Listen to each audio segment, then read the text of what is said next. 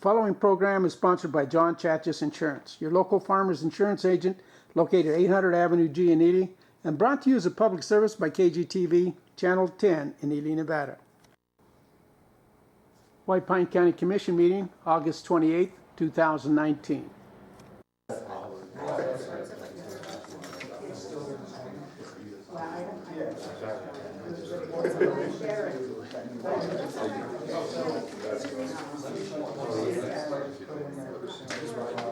Yes. Everybody ready? You guys all ready? Mike? Yes, sir. Elizabeth? Good morning and welcome to the August 28th regular scheduled meeting of the White Pine County Commission. Would you all please stand and join us in the pledge? And Shane, why don't you lead us this morning? Certainly. Would you follow me in the pledge? I pledge allegiance to the flag of the United States of America and to the republic for which it stands, one nation, under God, indivisible, with liberty and justice for all. As per the norm, we'll start the meeting with 1 minute meditation, prayer, whatever you'd like to do. Take a minute and we will start the meeting immediately thereafter. So for right now, take a minute and do as you please. Thoughts?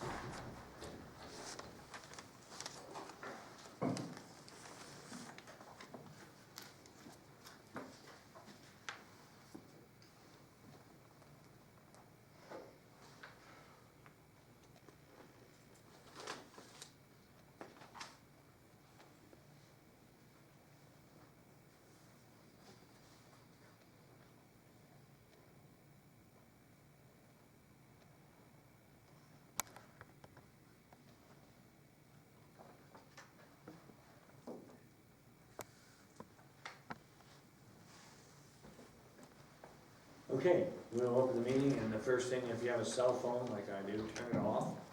I will. And then the first item on business is public comment. Do we have any public comment this morning? Anyone got anything, any issues they want to bring up? Public comment is open. If you don't speak now, you won't be allowed to speak until the end of the meeting. We will not allow public comment during the meeting. So any public comment? George?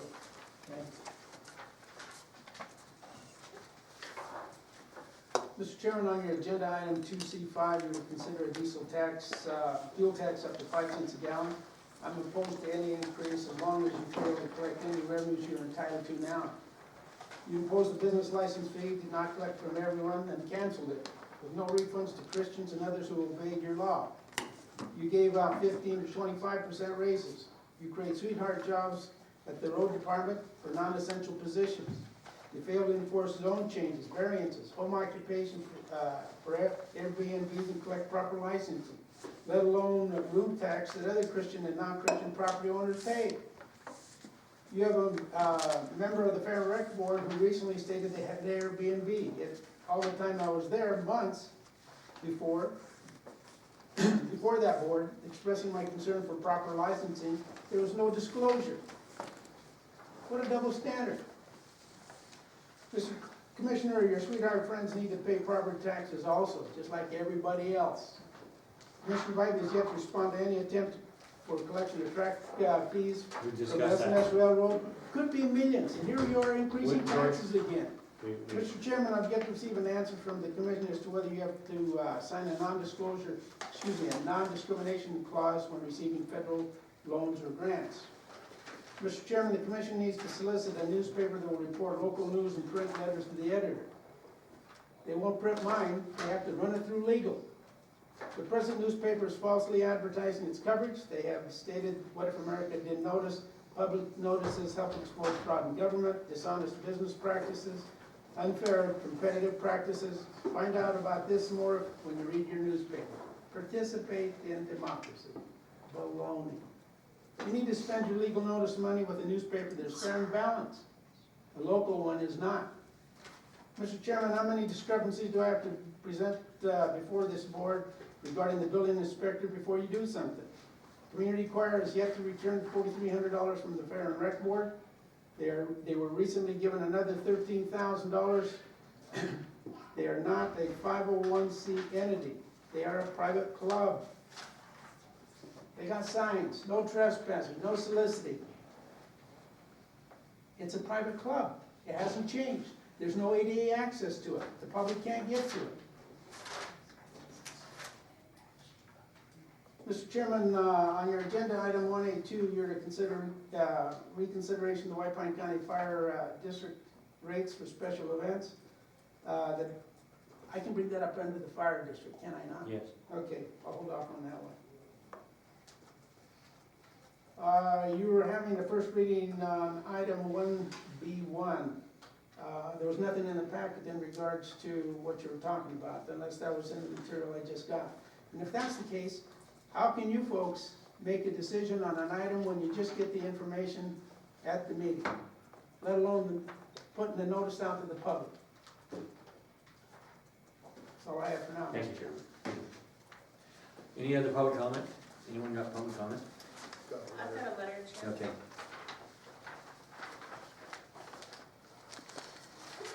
Hello, White Pine County Commissioners. I, Roberta Stein, am informing you that on Saturday, August 17th, I was in my side-by-side riding down C Avenue with Mark Polson going to visit a person clearing the yard of a house on that street. Within 30 seconds of arriving there, I was confronted by the husband of Town Council member Chris Maestas. He was yelling for me to get out of there and I had no right to be there with our side-by-side. I informed him I was not leaving. My side-by-side is legal to be on the streets, which was parked off the road. He said he would call the sheriff's office and I informed him I will not leave until they arrive. I too phoned the sheriff's office to report that I was being harassed by Raymond Maestas. Once Officer Odgers arrived, he read us the NRS of OHVs, and yes, we were legal. Officer Odgers also informed me that harassment's legal definition is one threatening physical harm.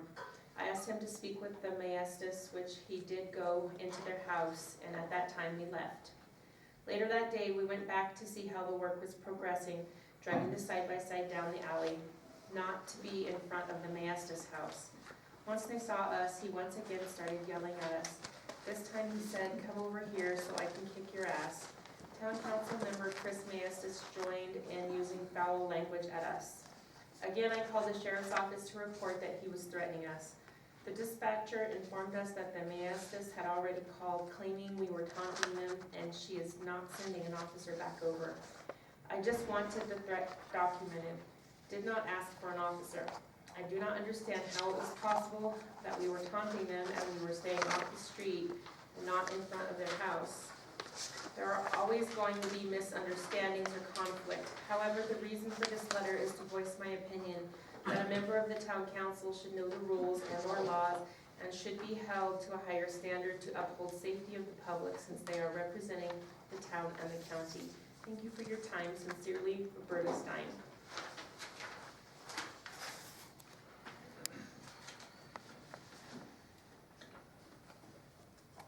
Is that it? That's it. Okay. Any other public comment or anything else has to be read into the record? That being said, I'll ask for public comment one last time. Anyone out there with a public comment on anything? If not, we'll close public comment. I got a couple items. You just had your 3 minutes of public comment. Well, you just asked again. I thought maybe you were gonna give me a No, second breath here. We'll give you a second breath at the fire commission. Thank you. Thank you.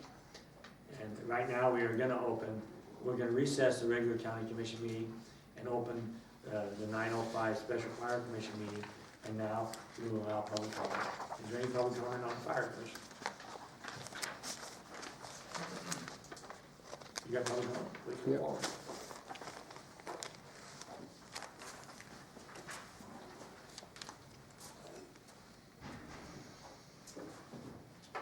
Mr. Chairman, on your agenda item 1A2, you consider reconsideration of the White Pine County Fire Protection District rates for special events.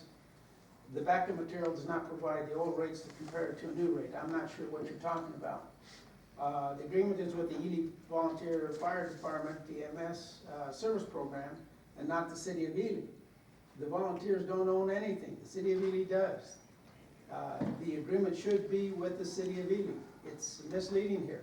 How can you just have a contract with the volunteer group who does not have any equipment?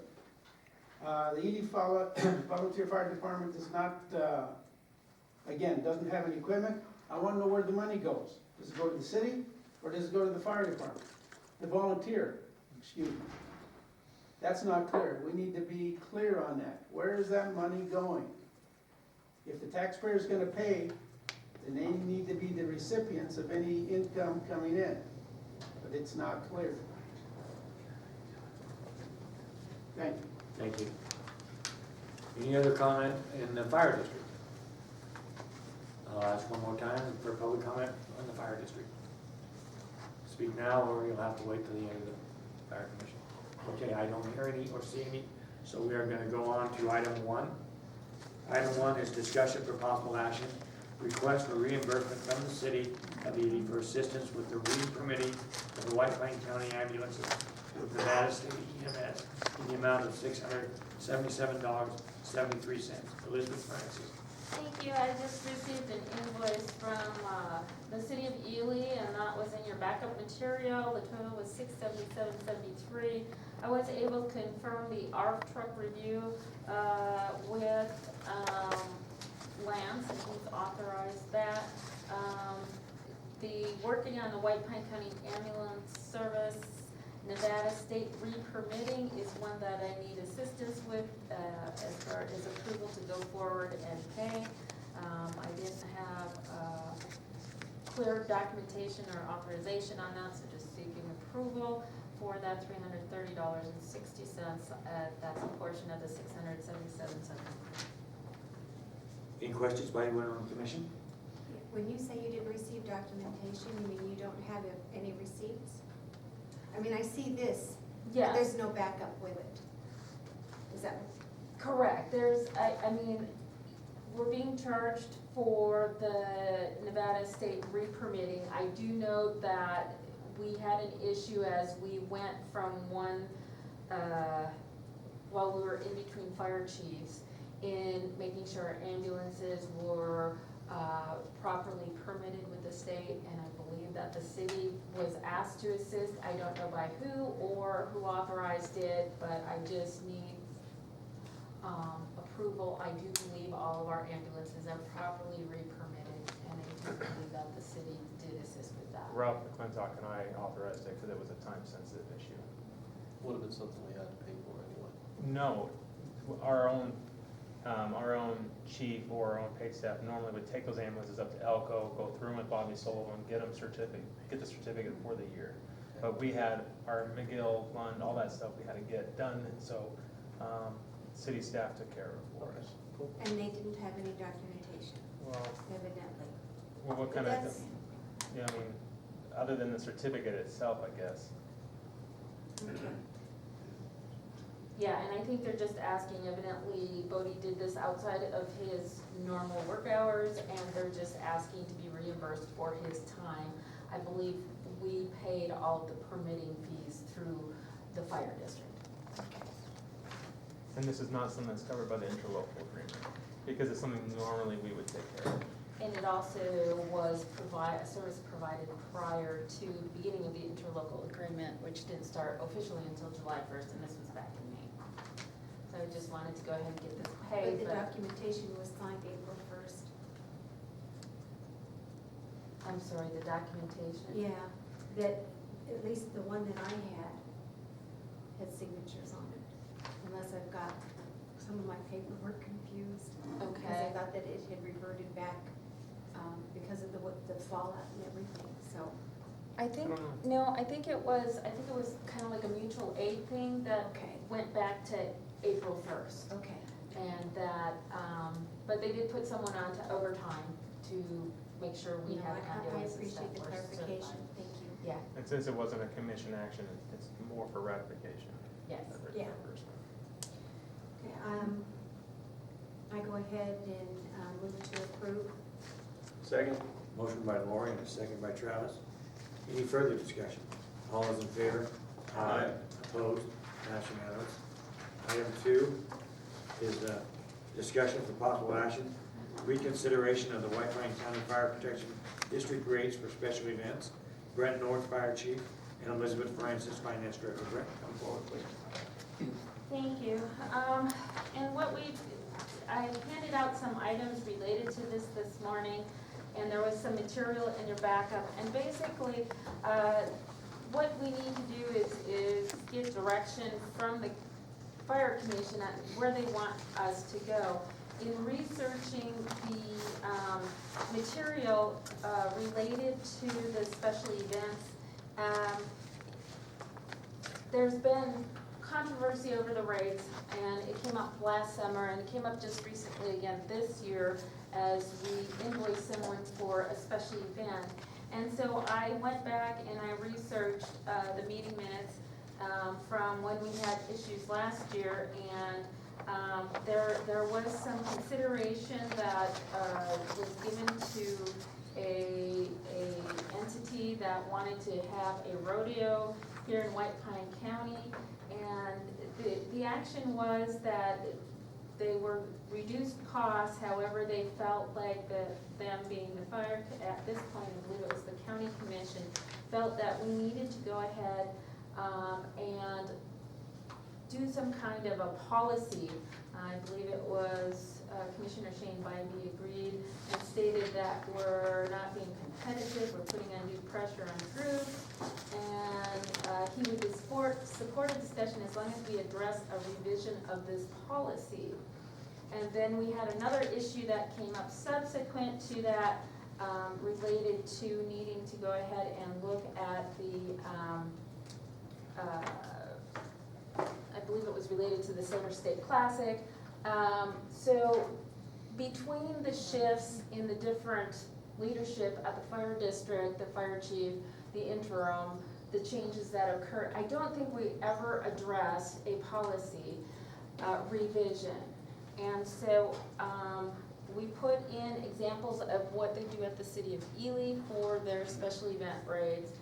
And Brett and I were discussing this, and we were kind of looking for direction from you as to, I think this fell through the cracks, and I think it needs to be picked up and looked at again.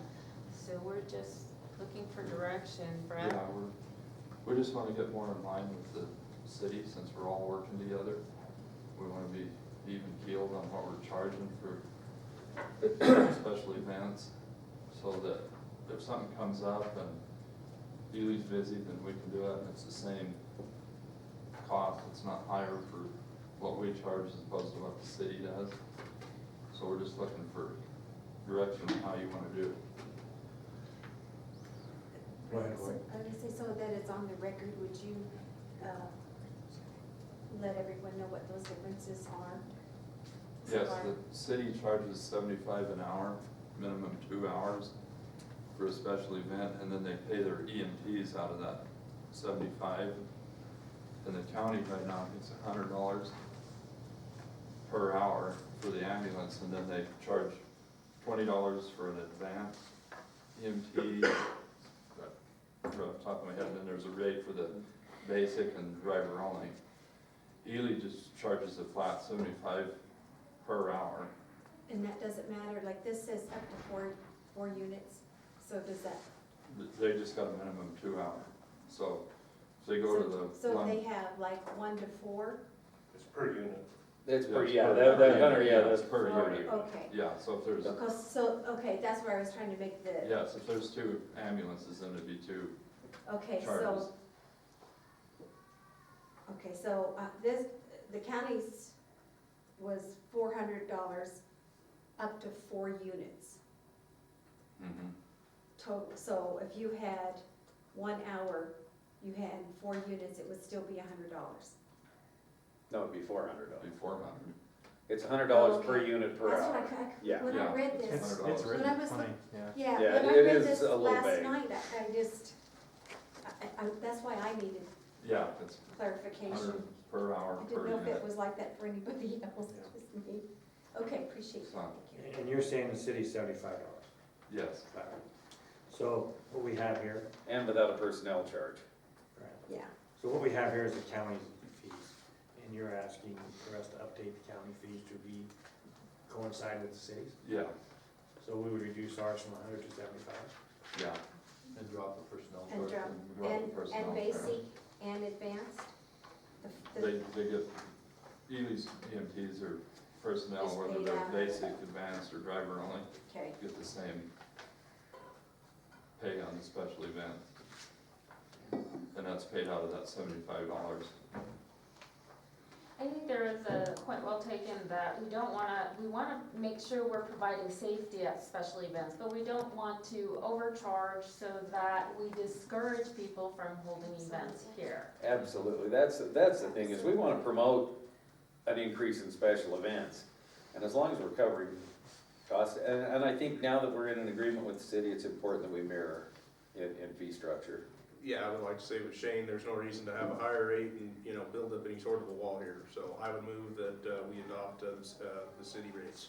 Second. Okay. Motion by Travis and a second by Shane. Is there any further discussion on this? Hearing none, I'll call for the vote. All those in favor? Aye. Opposed? None, pass unanimous. Thank you very much. Thanks. Thanks, Brett. Okay, we're on item 3. Item 3 is a discussion update on the needs for Cold Creek, Cherry Creek, and Lackawanna stations. Travis? Yeah, I just wanted to, I believe Ralph had brought this up, but the chief from Cherry Creek called me last week and just wanted to make sure we were aware that their ceiling out in that station is falling down or needs attention for sure. So then with that, I just thought, just kind of have a short discussion on these other 3 stations that are outside of the major townships and just make sure we're paying attention to them too. Okay. What about Cold Creek and, And I think, I see there's a tour for the mine scheduled later in the agenda, but I think with that, we should maybe schedule something where we go to that station with the mine representatives and talk about doing something out there for that one, per our discussions with Ron and JJ, that Lori and I had with Mike. if you decide that's what you wanna do, would you like to invite the Eureka County to meet you at this station? Yeah. Or you wanna just do it?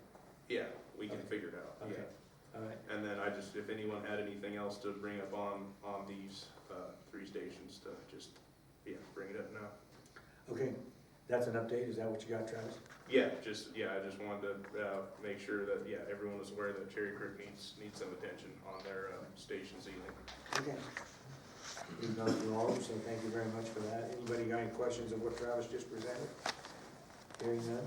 Let's see, item 4 is a public hearing. Do we, so we'll wait on item 4 to 11.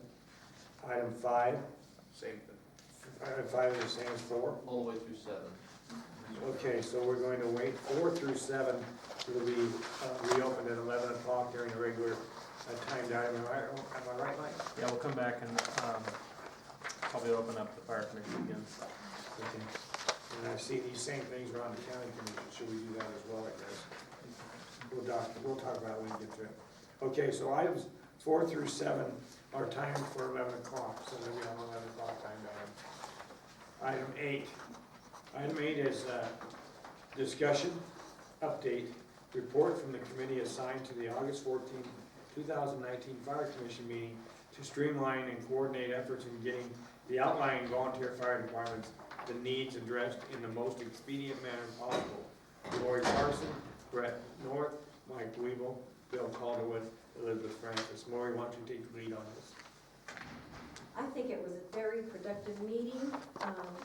Everybody was there, and we spent 3 hours sitting there going through everything. You have everything in your backup material. There's 3-4 pages here. I don't know, 5 pages here. Did you guys have any questions, or did you want me to go through it? If you could Or go through it, Elizabeth go through it, or I didn't know how much. either way, either you or Elizabeth, just kind of go through it and highlight it. You know, they get 30,000 foot, how's things moving along? Okay, you guys have pretty much heard so far as the radios, and that BLM had donated the radios, and Brett is in the process of dispersing those, and we need to work on getting them all, what do you call that? Programmed. Yeah. Okay. The radios will have to be programmed by BLM.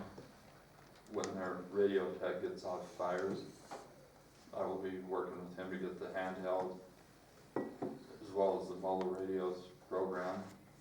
The pagers have been programmed and dispersed. We'll get about 21 new pagers between Ruth and McGill. So that's going good. Okay. Item 2, in regards to Lund, would like to reinstitute the double page.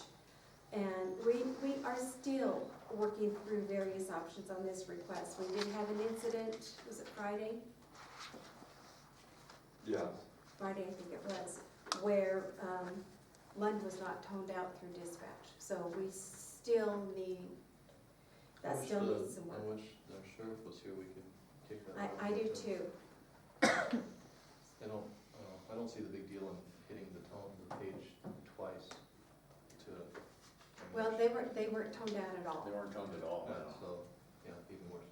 So there needs to be a little bit more work done on that, and maybe the DA and the chief, and we can talk a little bit more about that. Ralph is pretty much taking care of the turnouts. Bill Calderwood is working on the RFQ. So far as, RFQ has been sent to Mike and Elizabeth for review. It's written up. It's approved. I'm verifying. okay, all right. And the supply issues, basically is, right now, we're continuing through the City of Ely fire station, and if you need to call them in the middle of the night, then so be it, is the understanding. Otherwise, if it's not urgent, go ahead and do it during daylight hours. And call if you're coming out so that they know that you're coming. We talked about the T-shirts, so far as the EMTs and the volunteers, and we're going to work on a policy to define that just a little bit better, so that we just don't have, there was issues in the past where relatives had volunteer T-shirts and this kind of thing, and so we're going to work on having something into place that it's only those members, paid or volunteer staff, are entitled to the shirts, especially if you're on a call or something. Nobody else needs to be wearing that, so that you've got that as identification. The CAD, reporting to the digital page, and Elizabeth, I'll let you take this one, so far as the iPads, item 7. Okay, so there was discussion about whether or not we should get the LTE capable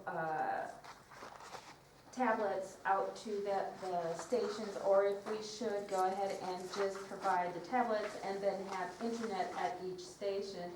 It was felt that internet at each station with a laptop where they can go ahead and just sync their laptop with, once they get into the station, is adequate, and that way they also have the internet at their station for training purposes and other purposes that they may need. It gives them more versatility on what they're doing. And so we are looking into getting internet service at each of the outlying VFDs, and then we will go ahead and load the ESO software onto the tablets and get them distributed to the individual VFDs. And Brett is working with ESO to go ahead and do the administrative part of that. Thank you, Elizabeth. Item 8, the roll-up dumpster. The dumpster was out there, I think Thursday, they had a big cleanup. Yeah, Carol informed me that it should have left yesterday, but they have not picked it up yet. It is Okay. full, and I believe they're gonna make a request for a second one. Brett, Okay, awesome. 20 yards. Okay.